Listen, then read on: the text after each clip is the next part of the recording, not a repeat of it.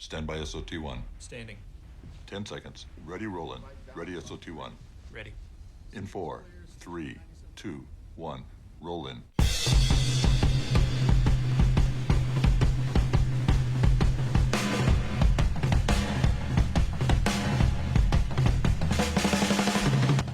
From legendary Uncle Studios in beautiful Southern California, welcome to another edition of Work Comp Matters, the central location for you employees, you employers, and of course, we haven't forgotten about you damn independent contractors. And now, here's this week's edition of Work Comp Matters. August 3, 12 noon. It's a new month. And welcome to another edition, a new show of Work Comp Matters. We are brought to you by the workcompcentral.com. If you want the number one location for workers' compensation in both California and around the United States, check out the workcompcentral.com.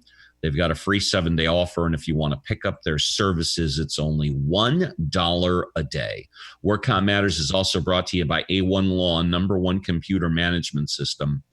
818-357-4120 for your no strings attached money back guarantee. Also $1 a day, A1 Law. Well, good afternoon, everybody. My name is Steve Appell. I'm joined by the madman across the water, John Scalia, and my chief of staff, the doctor, but he's not a medical doctor, Mike Zyma. News hot off the press. Well, folks, if you've seen my Facebook, I did post that tomorrow we've got retired Judge the Honorable Howard Goodman coming in, although we had some technical difficulties on our end. So Judge Goodman will be coming in Friday, not tomorrow. I'm really excited about that, considering after 4 years, 4.5 years, this will be the first judge retired or active to get on the show. Guys, it's impossible to get an active judge on the show. It's just not done. But I've been trying to get a retired judge on the show. And I'm so thankful for the Honorable Howard Goodman to come in. And basically, he's going to talk about anything and everything you've always wanted to, but were afraid to ask the judge. This Friday, live at 12 noon, Judge Howard Goodman. First things first, evacuation orders remain in place today for thousands of people, thousands of Californians, after a wildfire in the mountains east of Los Angeles exploded in size and forced crews to battle flames in triple-digit heat. The Appell fire in Riverside County consumed more than 31 square miles of dry brush and timber, according to the California Department of Forestry and Fire Protection. As of today, it was only 5% contained, and the cause was under investigation. So the Appell fire in Riverside County has displaced thousands of Californians. Next, off the press, Spacex Dragon. 2 United States astronauts successfully floated back to Earth in a SpaceX capsule yesterday, splashing down in the Gulf of Mexico to cap a historic voyage. Spacemen Robert Behnken and Douglas Hurley, by the way, I think they're known as the astronaut dads or the dad astronauts, safely glided to the ocean under 4 massive parachutes that brought their craft down safely after 2 months inside the International Space Station. The first NASA water landing yesterday occurred since 1975. The pair began their descent inside the Crew Dragon Endeavour space capsule on Saturday evening when the craft detached from the station and began its return trip. The capsule was taken aboard a recovery ship where both space travelers eventually emerged, and they both flashed thumbs up before being sent for medical exams. The astronauts were then flown to Pensacola base by a helicopter for evaluation and are due to fly back to NASA Johnson Space Center in Houston on Sunday night. Behnken and Hurley blasted off on a SpaceX craft to the International Space Station from Cape Canaveral, Florida, in late May. The journey was the first ever commercial space mission and the first United States launch into space since the last shuttle mission in 2011. The mission also employed the first reusable rocket, with the Falcon 9 making a landing on a floating landing pad after detaching from the capsule after takeoff, and SpaceX will fly again. The next launch, scheduled to blast off in September, will take a crew of 4 on a 6-month space jaunt inside the same capsule and powered by the same rocket. John? Yeah, a couple of things I'd like to point out. One is that once again, I would, since I always enjoy taking credit for when I'm right, I would like to thank Vladimir Putin for getting America to do this. Because as I said, when the Russians invaded Crimea and we imposed sanctions on them, Putin made fun of the United States and said, yeah, well, how are they going to get astronauts up to the space station? By a taxi? And I said back then, you know something? He doesn't know anything about Americans. What that's going to do is that's going to make Americans make sure that we don't need the Russians to get up to the space station or coming back. And sure enough, that's what happened. Go ahead, John. I was going to make a semi-joke, semi-serious comment. Sorry go ahead.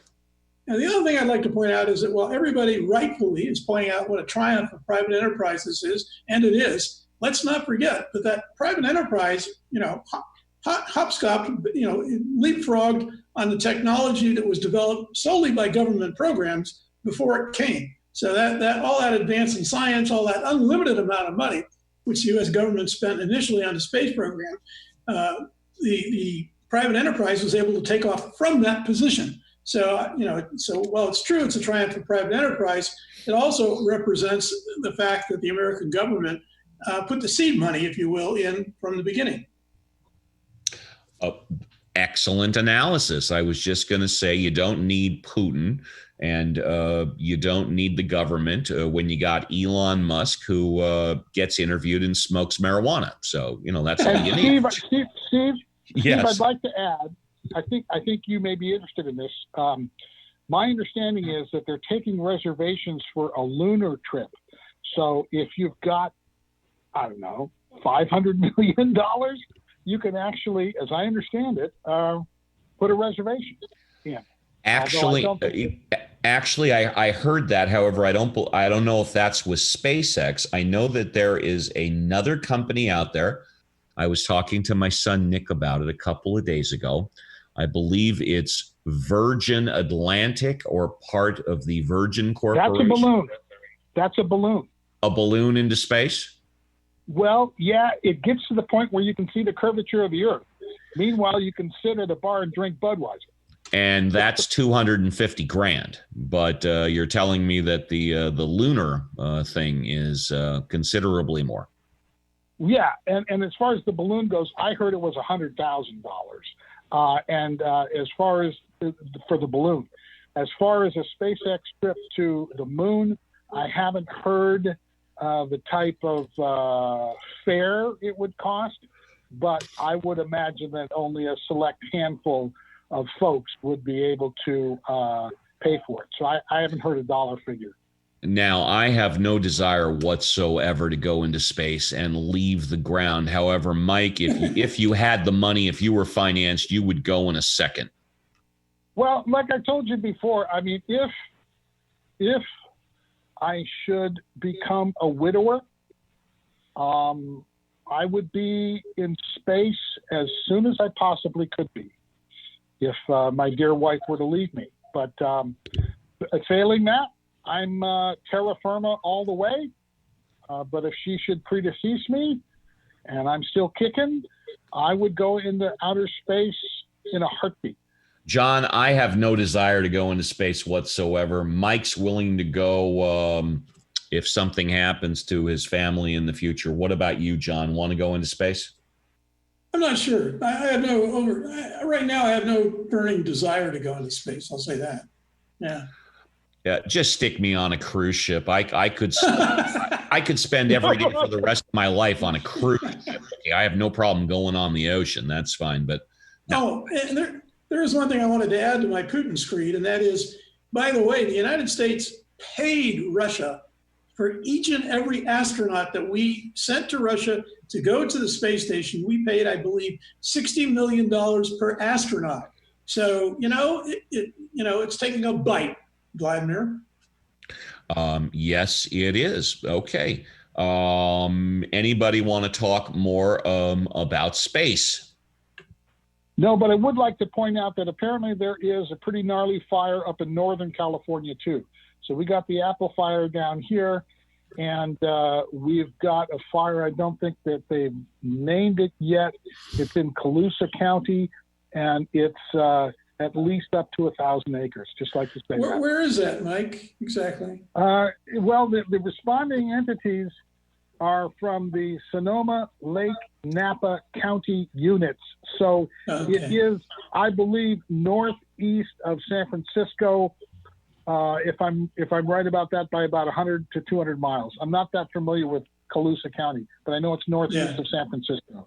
Okay, that sounds about right. Yeah. Yeah, and of course we announced on the show, I believe it was Friday, that the mission launched to go to Mars, and it's going to be the first helicopter to fly on a celestial body, and it's expected to be there in January, February, 7-month mission. Wow. All right, space on Work Comp Matters. John, bring us back down to earth and hurry. Well, I think actually that Mike's going to read the first story, right, Mike? Yeah, I'm going to lighten it up just a little bit. Sports events with their sprays of sweat and spit, not to mention large crowds, are ideal settings for the coronavirus to spread.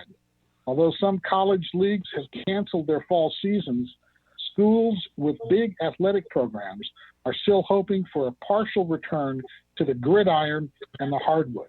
And John, you got some news out of the Pac-12? Yeah, Stanford Cal football players among group threatening boycott of reckless season. This is from the San Francisco Chronicle Sporting Green.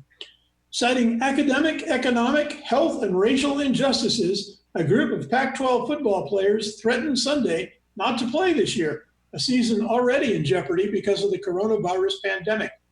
In an open letter on the Players Tribune website, a post in which every paragraph ended with the hashtag #WeAreUnited, 13 players who claimed to speak for all players in the conference made a series of demands and said they would opt out of training camp and games if the mandates weren't met.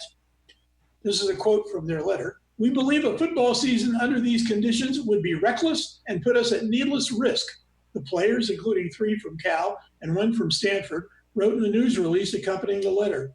"We will not play until there is real change that is acceptable to us. Chief among the players' demands are health concerns. They want the ability to refuse to play this season amid COVID-19 fears without risking eligibility, roster spots, or scholarships. They also want third-party enforcement of COVID-19 safety measures.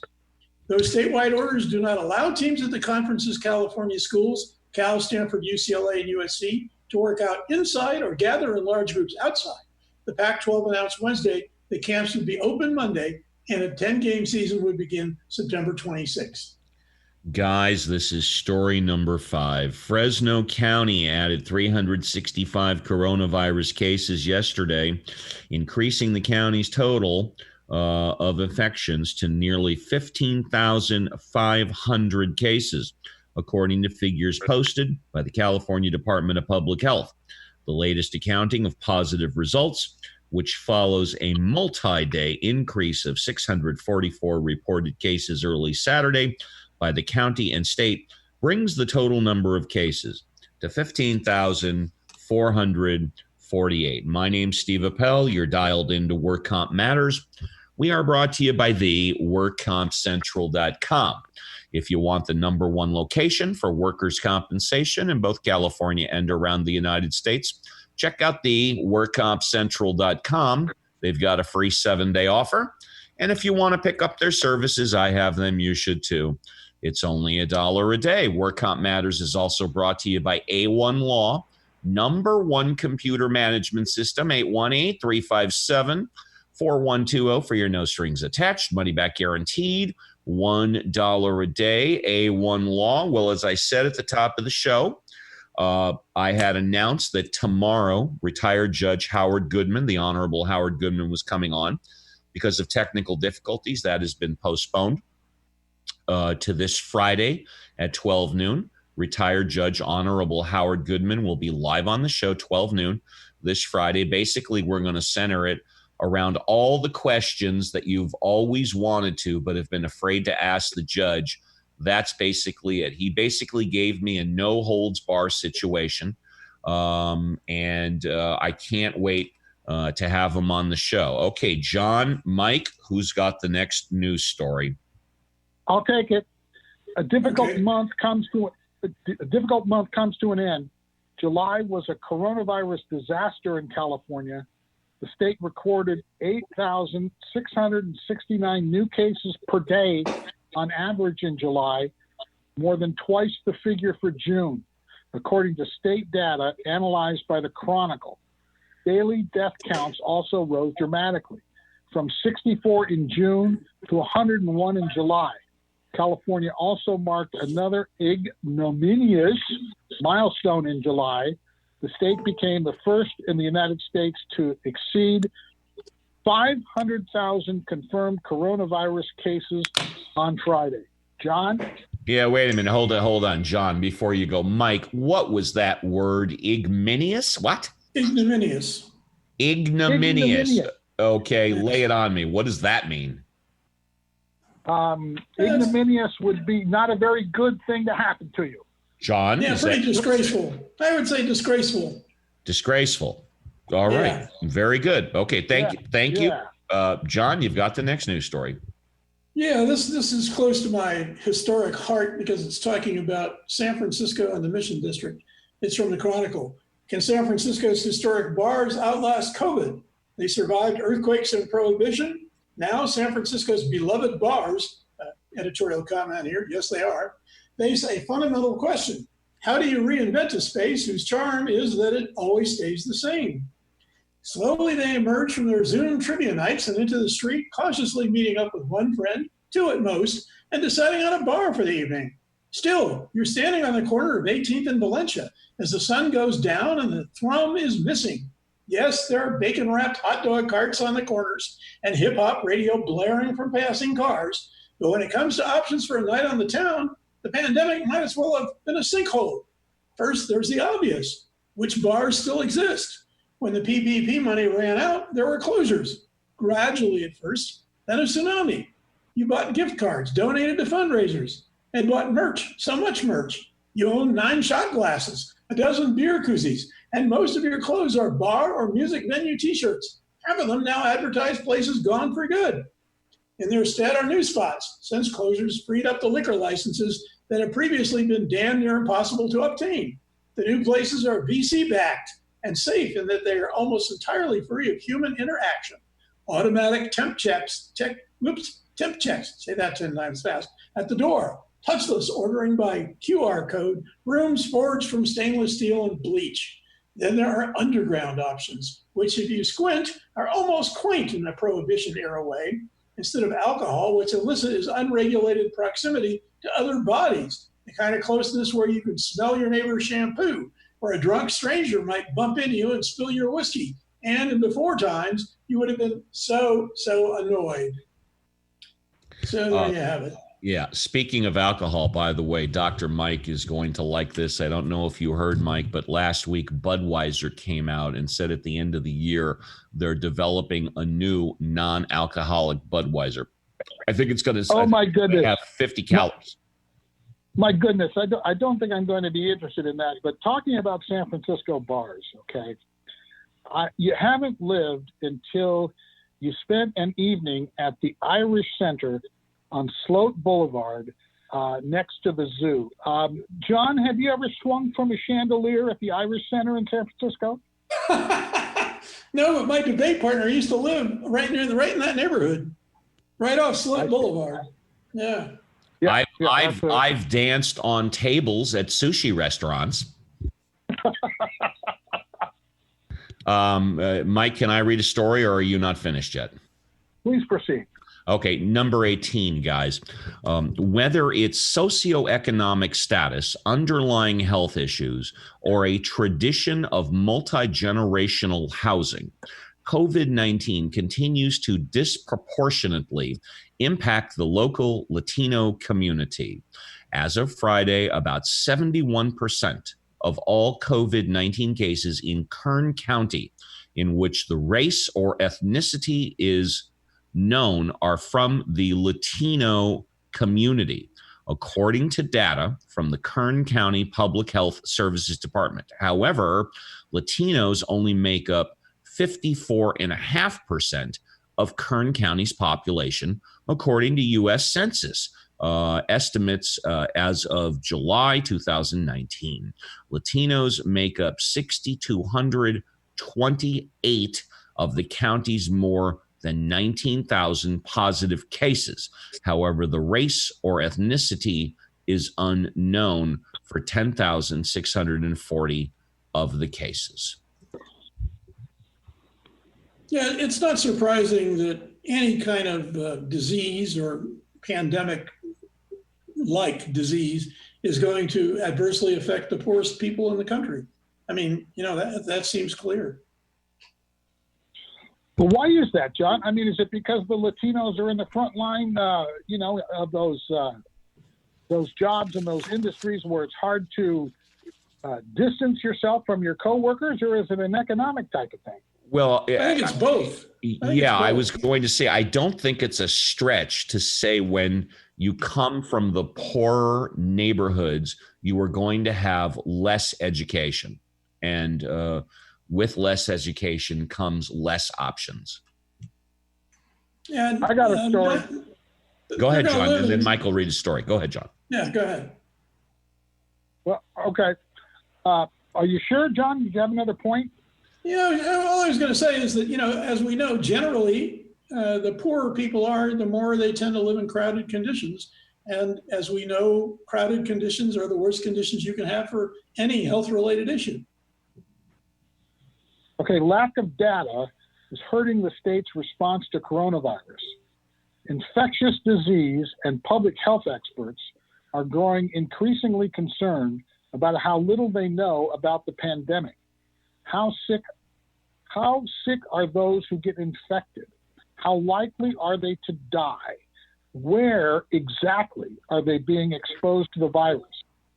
State and county public health departments are scrambling to collect, analyze, and disseminate data. Quote, "This is what underinvestment in public health looks like," end quote, said Steve Goodman, a Stanford epidemiologist.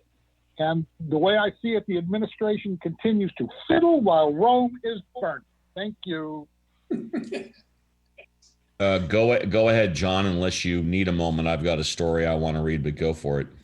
Okay, Giants begin longest trip amid baseball's coronavirus outbreak. This is again from the San Francisco Chronicle Sporting Green.